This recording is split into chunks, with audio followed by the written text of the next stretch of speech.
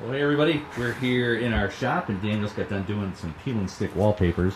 So he brought some of the scraps back, so just to kind of do a product review, basically. So I'll leave it to him, and he'll show you what he installed and what he liked about it, and anything he didn't like about it. Yeah, honestly, whatever company this is, Spoonflower. I don't know if anyone heard of it, but this is probably the best peel and stick paper I've ever worked with, and that goes a long way. Working with peel and stick. The instructions here are pretty simple, very detailed. It does prefer a two-man job for this, but if you know what you're doing, you can easily get away with it with one person.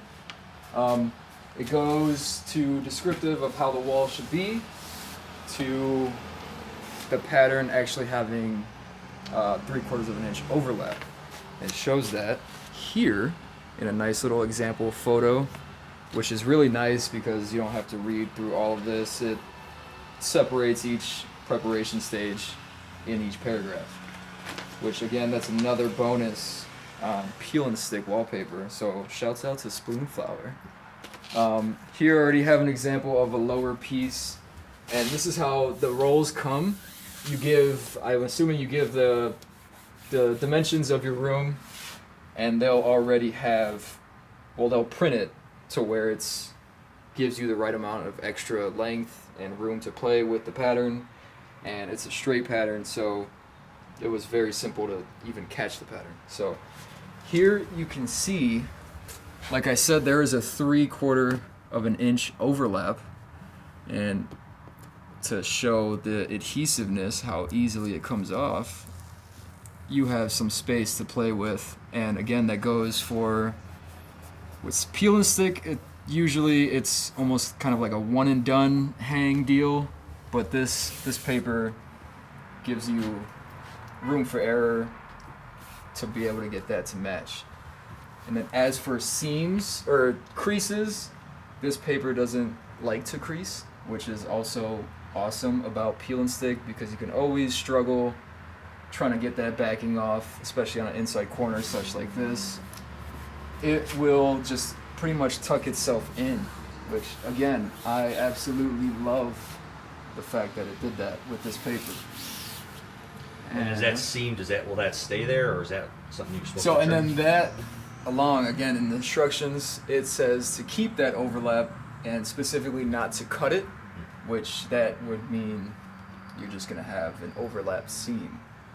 But again, I know you could probably see it with such a short description of the pattern, but when we did it at the house, customer absolutely didn't mind it at all. I did let her know before the installation that it does require leaving an overlap, which again is always a nice explanation to give to people, because they never really open it just in case, never really read the instructions, so it's good to go over that. There's a big piece, though. You want to do a quick thing Yeah, on how yeah, stuff peels? And it's a smaller piece, so take that in context. It'll be a lot easier to peel.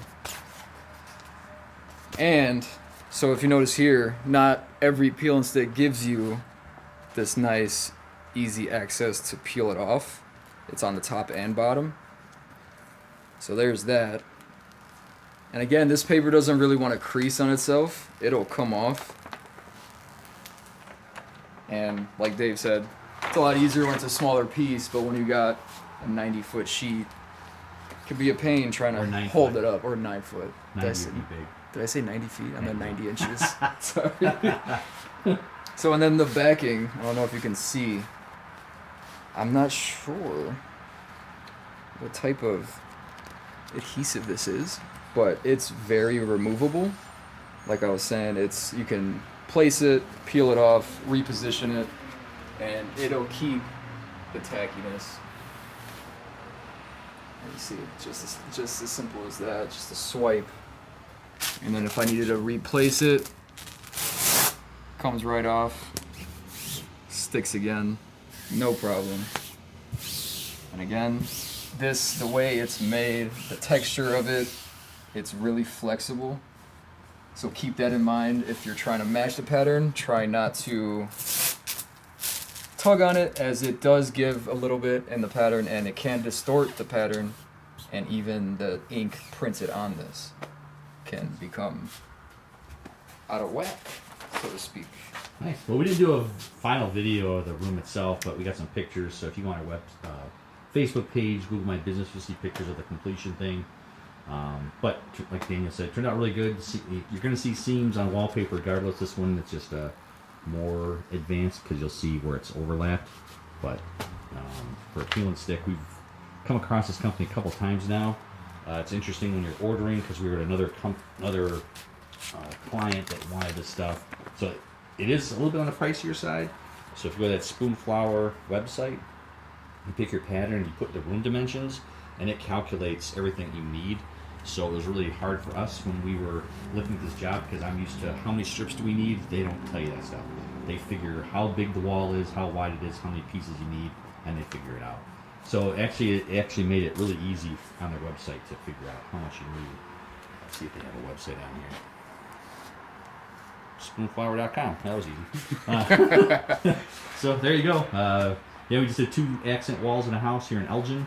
Yeah, so Daniel's been raving about it since he put it up, so we're looking forward to doing more of these, so that'll be good. And so here, you can obviously see where you gotta overlap your pattern, just so it matches. So you can always start from one point. See, as you can tell, I'm already kind of going off. It's a little different when you're not all set up, but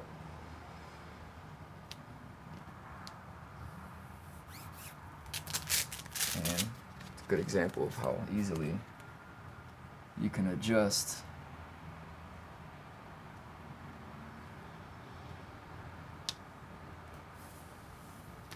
Sometimes smaller pieces are harder. But there Honestly. you go. So there's our quick review on Spoonflower self-stick wallpaper. If you guys have other questions about wallpaper installations, give us a call to D'Franco Painting Wallpaper. We're here to help you love the space you're in.